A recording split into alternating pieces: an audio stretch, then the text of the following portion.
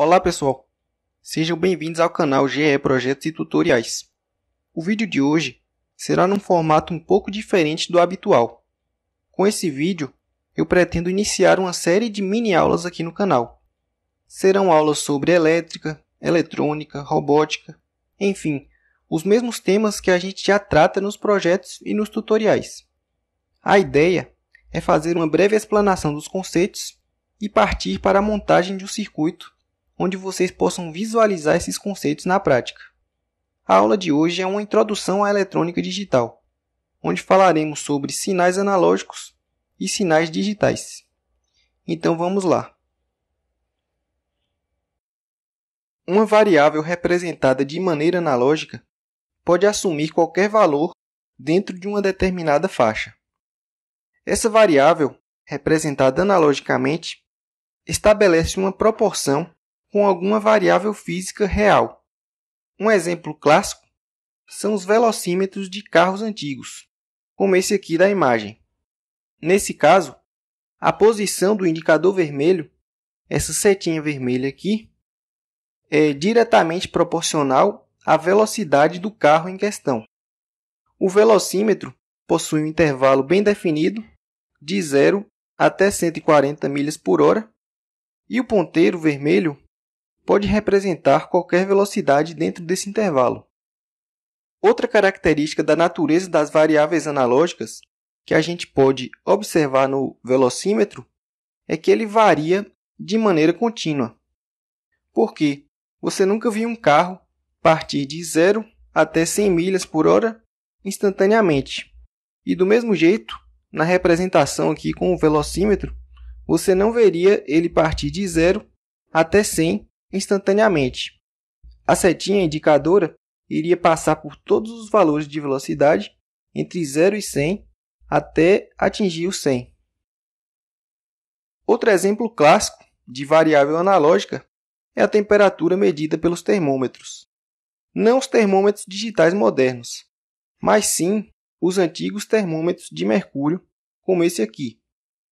A dilatação do mercúrio era proporcional à temperatura. Poderia representar qualquer temperatura dentro da faixa medida e variava de forma contínua. E ele possuía aqui os indicadores 35, 36, 37. Só que, a partir do momento que ele chegava aqui num valor indefinido, esses indicadores serviam para você, o usuário, fazer uma aproximação da temperatura real indicada pelo mercúrio. Já quando uma grandeza é representada digitalmente, ela não varia de forma contínua, mas sim por pequenos incrementos de intervalo definido. A gente costuma dizer que essa variável varia de forma discreta. Vários componentes eletrônicos que a gente já explicou aqui no canal trabalham com representação digital, e eu vou usá-los como exemplo. A gente tem aqui nessa imagem o módulo voltímetro-amperímetro. Ele exibe tensão e corrente de maneira digital. Veja só, ele está exibindo aqui 1,8 volts. Se essa tensão variar, ela iria variar para 1,9 ou 1,7 volts, ou seja, com um incremento de 0,1 volts. E essa variação discreta faz parte da representação digital. E na corrente a mesma coisa. Ele está medindo aqui 1,93 amperes. Se essa corrente variasse um pouco para cima, ela iria para 1,94. E se ela variasse um pouco para baixo, ela iria para 1,92. Esse pequeno incremento de 0,01 amperes, que causaria a modificação aqui, é a variação discreta da representação digital. O controlador de temperatura W3002, nessa imagem aqui, é outro exemplo. Ele exibe a temperatura medida pelo sensor. No caso aqui, ele está medindo 26,8 graus Celsius. E se ele variasse para cima, ele ia variar para 26,9. Se ele variasse para baixo, ele ia variar para 26,7, com incrementos ou decrementos de 0,1 graus Celsius. Porém, caso o sensor medisse qualquer variação de temperatura menor do que 0,1 graus Celsius, ele não causaria alteração. Vale ressaltar que as grandezas físicas em sua natureza são analógicas, ou seja, variam continuamente. Entretanto, a representação digital dessas grandezas facilita muito para nós humanos a sua interpretação. A representação digital ela é uma aproximação da representação analógica. Quando eu mostrei o termômetro de mercúrio na imagem anterior, vocês lembram que o mercúrio varia de maneira analógica a dilatação dele ali. Só que o ser humano, no caso o usuário, ele vai ver ali mais ou menos onde está a barra do mercúrio e ele vai fazer uma aproximação da temperatura. E no caso da representação digital, ele já vem com essa aproximação feita. Então isso facilita bastante para nós humanos utilizarmos esses sistemas. Além disso, a digitalização de uma grandeza física permite que máquinas digitais realizem uma série de operações lógico-aritméticas com essa grandeza. Mas isso a gente vai ver em detalhes mais para frente em outros vídeos. Bom, pessoal, agora que nós já definimos as representações digital e analógica, fica fácil definir o que é sinal digital e o que é sinal analógico. Um sinal elétrico ele é a variação da tensão entre dois determinados pontos ao longo do tempo. No caso, o tempo ele vai corresponder ao eixo X e a tensão vai corresponder ao eixo Y. Num sinal analógico, essa tensão vai variar de forma contínua. Veja só o exemplo que eu coloquei aqui, que é um sinal rampa que vai de 0 volts até 9 volts num determinado tempo. Então veja como ele sobe. Ele sobe de maneira contínua, passando por todas as tensões entre 0 volts e 9 volts. Já do outro lado, a gente tem aqui um sinal digital, que ele também sobe ao longo do tempo. Mas veja como ele é diferente. Ele sobe aqui em pequenos degraus. Veja só, ele está em 0 volts, daí ele sobe aqui um pouco, sobe um degrau. Daí ele se mantém e sobe mais um pouco. Ou seja, ele varia de maneira discreta.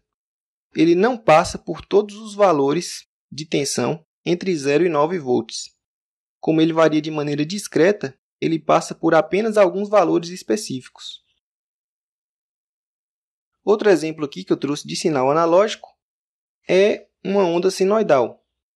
Essa onda senoidal aqui, ela varia de 0 até 5 volts no decorrer do tempo.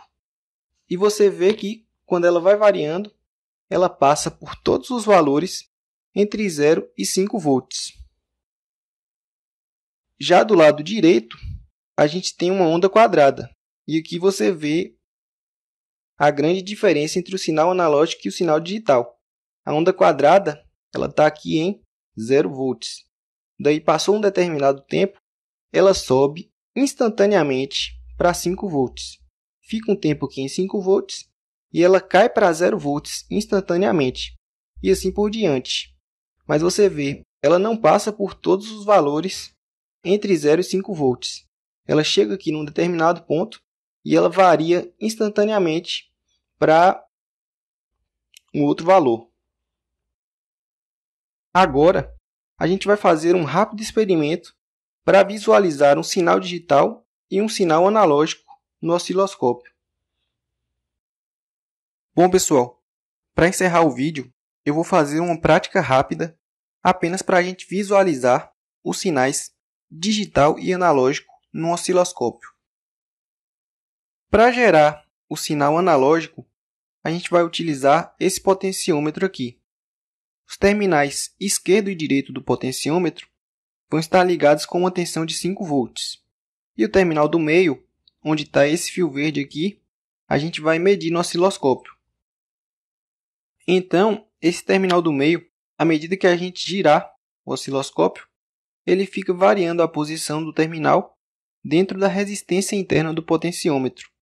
E isso vai fazer com que a tensão que vai estar aqui no fio verde, varie de maneira analógica e proporcional à posição angular aqui que a gente girar o potenciômetro.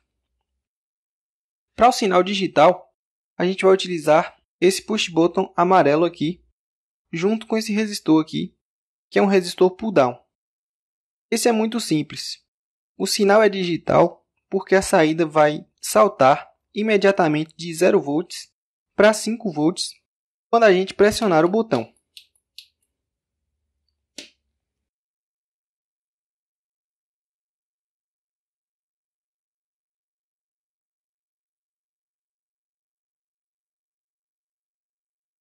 Bom, pessoal, agora a gente já está com tudo pronto aqui. O osciloscópio está ligado, nosso circuito está aqui com potenciômetro e push button. Então, o osciloscópio agora está pegando a tensão analógica do potenciômetro. Eu vou ligar a fonte de 5 volts aqui. E é só eu mexer o potenciômetro aqui que a gente vai ver o sinal analógico alterando no osciloscópio.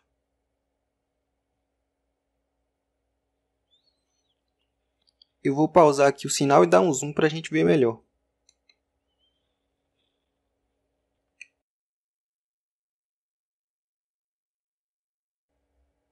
E aqui você pode observar claramente que o sinal ele varia de forma contínua, ou seja, ele não dá saltos repentinos. Talvez você veja alguns pequenos tracinhos aqui. Esses tracinhos são ruídos, porém o sinal mesmo, ruído é comum em qualquer sinal, porém o sinal mesmo você vê que ele varia de forma contínua. À medida que eu girava o potenciômetro no sentido horário e no sentido anti-horário, ele variava a tensão para cima e para baixo. Agora eu vou tirar do zoom aqui. Vou fazer o seguinte, vou tirar aqui o osciloscópio do pause e vou pegar aqui o fio verde e vou colocar no push button. E agora a gente vai ver o sinal digital. Eu vou apertar ele aqui. Você vê que ele sobe, quando eu solto ele desce.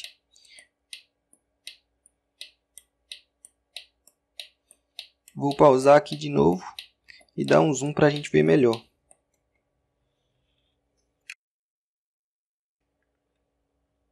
Está aqui, pessoal, o sinal digital, porém com alguns ruídos, como eu falei anteriormente.